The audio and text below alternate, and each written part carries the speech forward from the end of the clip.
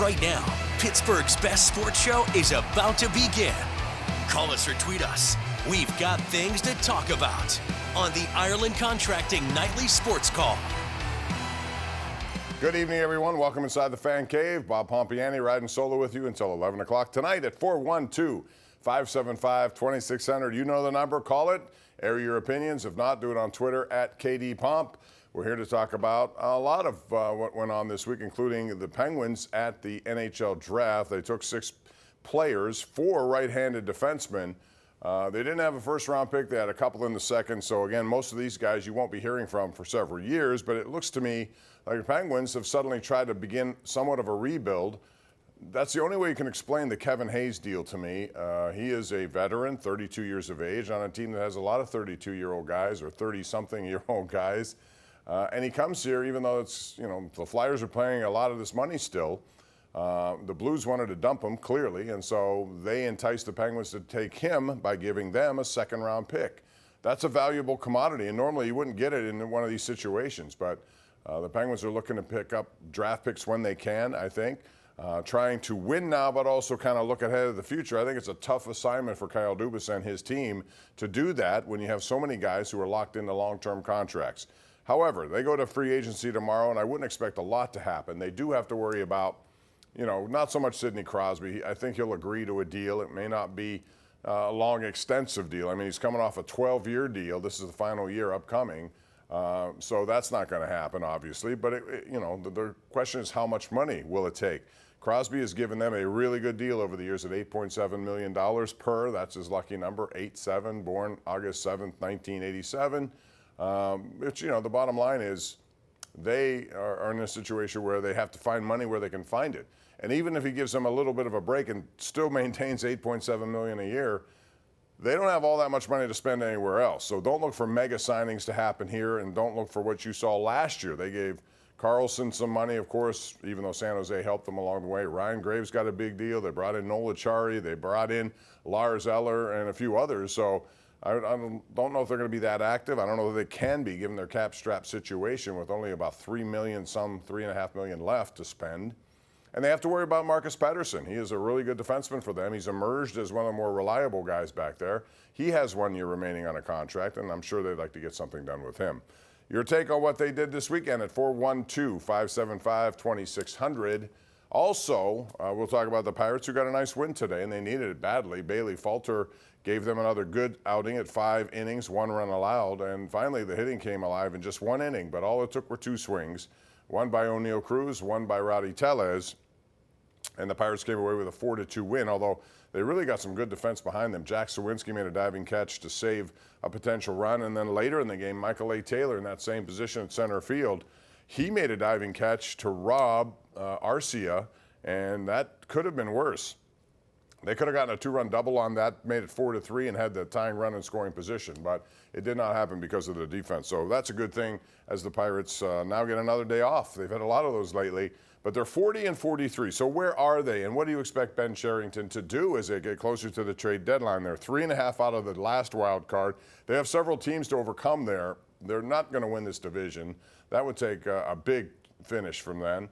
And I don't see that happening. But they do have an opportunity coming up this week to close the gap on some of the teams they are pursuing, like St. Louis. That begins on Tuesday night here at home. They got a Wednesday night game and then a Thursday, July 4th afternoon game. And after that, it's the New York Mets, who are right there in that wild card hunt as well.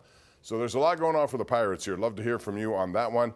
We'll talk about that and also one other hockey note, Jake Guentzel in a very surprising situation. It looked like Carolina was going to get him to an 8-year, $64 million deal. And then suddenly, for whatever reason, he got traded to Tampa Bay. I got to assume that Jake didn't want to be there, didn't sign the deal, whatever the case may be. And so now he is property of Tampa until tomorrow, until they get to free agency. Although reports tonight out of Tampa are that he will get his contract and they will retain him there. They're beginning sort of a new era down there in Tampa. We'll talk more about that when we come back. We also want to hear from you. It's 412-575-2600. This is the Ireland Contracting Nightly Sports Call. We're live on KDKA Plus and 93.7 The Fan. Back with more of your calls next. All right, welcome back. Our GMC Sierra tweet of the night comes from Frank Ciravelli. Also, open ice, and they talk about a new big three down in Tampa. They brought in Jake Gensel, so I assume they're going to get a deal done. It looked like 7 years. That's all he could get after changing teams. He could have gotten 8 with Carolina, but he's going to get big money, and that'll be it, playing with Nikita Kucherov and Braden Point. Steven Stamkos is a free agent down there now, and they're not going to give him the kind of money he would want. He's been there for 16 years. He's been their captain. He's coming off a 40-goal season, so I would imagine Stamkos is going to get some nice money in free agency from someone. We'll see who that is. Not sure the Penguins are going to be able to sign or can't afford to sign at this point. But GM Kyle Dubas pretty much said don't expect a major play because they just don't have the money to do that. So we'll see what that means. But essentially, you're going to have a team that's still very old and got generally older with a 32-year-old. You put him in the average salary and average age. They don't have much wiggle room, and they're an older team that doesn't skate as fast as they once did. And they're going to have to figure out ways to win games. It would start by being more efficient on the power play for sure. I think the whole design last year was bringing Erik Karlsson and used his expertise at the blue line, along with Letang and all the guys they have, the talent up front, to create some advantage for them. But it turned out not to be an advantage at all. In fact, it was a disadvantage. They gave up a ton of shorthanded goals, and their power play was very, very bad. So that's got to be the number one reason it changes. Tristan Jarry apparently was on the trade block. At least Josh Owie, who does a very good job with the Athletic on top of that, said Jarry and Riley Smith, but no takers, at least for now. So we'll see what that means moving forward as the Penguins embark on soon their training camp and then another season. It'll be here before you know it, like everything is. 412-575-2600, the number right here on the Ireland Contracting Nightly Sports Call. Let's go out to Jimmy in Point Breeze. Joins us first here tonight. Hello, Jimmy. Hey, Pomp, how you doing tonight? I'm good. How are you?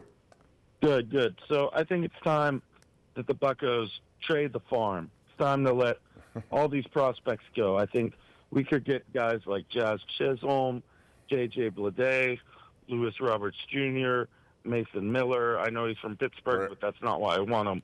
But I think with But you're not saying all of them. You're picking one out of those many that you mentioned, right? And what would be more important to you, Jimmy? Would it be the closer? Would it be a right-handed bat or just a power bat of any sort, or another reliever? I'm saying not a right-handed bat, a left-handed bat. Okay. Chisholm and Bleday are both left-handers. Mason Miller, I want to bring him in because the Renegade's injured again, and I love him to death. But Chapman's going to be gone next year anyway. And I see we could throw in Henry Davis, G1 Bay, Piguero, both Bay and Piguero, the Marlins were both interested in when we were trying to grab one of their pitchers, Quinn Priester. And then when you look at our top prospects, I got Tamar Johnson, Thomas Harrington, Mitch Jebb, Chung Se Chung, Jack Brannigan, Xander. There's a lot of them. I mean, Chandler's the one guy that I think a lot of people would want. Thank you for the call. Yeah, I think the Pirates have always coveted their prospects. They seem to be resistant to change. They don't want to move them, but sometimes you have to use them for what they are. They're prospects and chips in trades. And I wouldn't be against it at all. Again, they have to make these decisions rather quickly, I would think. Your time's getting short. They're past the halfway point of the season. They're still under 500, and they're still trailing a few teams to get to the final wild card spot. If they get in, they could be a real difficult team in a short series. That's why I want to see them get in. But to get in, they need more consistent offense here for sure. Ryan Zedek on Twitter hits me up, and you can hit me up at KD Pomp. He says Kevin Pillar from the Angels might be a decent bat for the Pirates to target. Oh, yeah, the Angels are another team you would expect to move some players. Certainly Colorado, Miami, those teams that have fallen out. But the later you wait, there are going to be more teams needing the same thing. And so it becomes more difficult to make those deals. And I think anyway, it may be costly now, but I would rather do it now and give myself a couple of weeks extra time with a new player, whoever it may be. Back to the lines we go, and that would be Dan in Irwin. Dan joins us right now on the hotline. What's up, Dan? Hi. Bob, what is the status of Henry Davis right now? Well, he's coming back from a concussion, had a little bit of a setback. He's in Double-A Altoona, and he's gone 0 for 6 with 5 strikeouts. So that's not good. And, I don't know how his concussion is going. It's certainly been a disappointment given what they expected from him and given what has happened. So, that's one that they got to get right. and I'm not going to give up hope on him yet, but I want to see some progress here, especially heading into next season. They got to get him right, get him in there. Another guy they got to get right is Sawinski. If you look at all these guys they brought in, really, they've not been the kind of players you would have expected them to be. Like, for example, Michael A. Taylor. Last year hit 21 home runs. He hasn't hit many at all. What is it, 1 this year? Good defensive player, but for what they're paying him, they want more. They needed a bat from him. You look around, Brian Hayes is still struggling. He's got a back injury that flares up from time to time, but for what they're paying him, they expect more. They should expect more. Tellez finally had a good month. Will that continue? We'll see. The bad news today was that Brian Reynolds had his 25-game hit streak ended, and he's been red hot. There's no question. Yasmani Grandal hasn't done all that much. So they have guys who they spend money on and not really getting much bang for their buck. And yet Ben Cherington today on his radio show said they still double down on that. We believe the help is internal. I'd like to know where that's going to come from internally, unless all these guys just get better in the next 2 months, and I mean significantly better. I don't know that it's going to be within. Back to the lines, and we have Mark in Pittsburgh. Hello, Mark. Hi, does Cruz's home runs have the same type of distances that Stargell's home runs have? Well, Stargell had a few that were really, 500-foot in Parc Jarry. You might remember that when the Montreal Expos were in existence. Out in Chavez Ravine, same thing. He's hitting him 450, 460 at times. He can hit it, who knows how much further than that. But Willie Stargell was in a unique category. Cruz has the abilities, I think, to challenge some of those tape measure jaws. It seems like every one of his home run goes over 430 feet, though. There are no cheapies there. And if they are cheap, they're high, and they're up in the air for a long hang time. Any punter would like the hang time there. Matt in Butler joins us right now on line number 5. Hello, Matt. How are you? Hey, Bob. I'm good. How are you? I'm fine. Thank you. Hey, for Cherington to say it's going to come from within, that is absolutely absurd. It's clear it's not coming from these guys who have had – we're not 10, 20 games into the season, Bob. I mean, this is ridiculous. They're not going to go anywhere with this team except for where they're at. Well, if they stockpile the pitchers, next year you might have 3 or 4, that, maybe more, who are capable. But again, I don't know that you can expect all these players to come up and be what you thought. You thought that of Henry Davis. It's not worked that way. There are struggles for a lot of these guys that come up. It's not as easy as it looks. This is why I'm not resistant to change some of these guys and move them out for trade acquisitions. If I have to part with Bubba Chandler, so be it. If I have to part with Solomito, so be it. If I have to part with, I'm not going to throw them all together, but if one of my top prospects can bring me what I need right now because I want to get in that position, I think at some point you owe it to yourself. This is year 5. This is the time when results matter. We're all in a results-based business, no matter what it is. Your results matter, mine matter. Whoever has the results and what we're charged to do, you have to live up to it. And his job right now is to make sure this team has a chance to get that last wild card based on where they are. Rick in Chippewa is our next caller here on the Ireland Contracting Nightly Sports Call. Hey, Rick. Hey, Bob, your dress looks good tonight. I mean, the dressing. Listen, I want your thoughts on Roku. I mean, they lost so many people there, so mad. What's the deal with that? It's probably money. I think it was free today, actually, but I think what they do, all these sports now are trying to get into the stream business. They all are. You've seen it with Peacock, you've seen it with Amazon, you've seen it with others, and they're all trying to get your business that way. I didn't mind that so much. I understand that goes on. What I more minded was 11:35 starts. I hate 11:35 starts. I don't know about you, but it's too early for me. I don't want to get up and immediately watch a baseball game. To me, that's something to be later in the afternoon or evening, in my opinion. I'm not sure what the ratings are going to be like. I'd like to find out on that one. Let's go to Chuck in Uniontown. Chuck always has a pirate take, and he has one tonight. What's up, Chuck? Yeah. First of all, I think the Pirates are waiting too long, and what bothers me, if they continue to do this, they're going to wind up doing nothing, and that's a fatal mistake. That is a fatal mistake. You said 9-4, Chuck. Over 13, they're off to a 1-2 start. Have you amended your numbers? I'll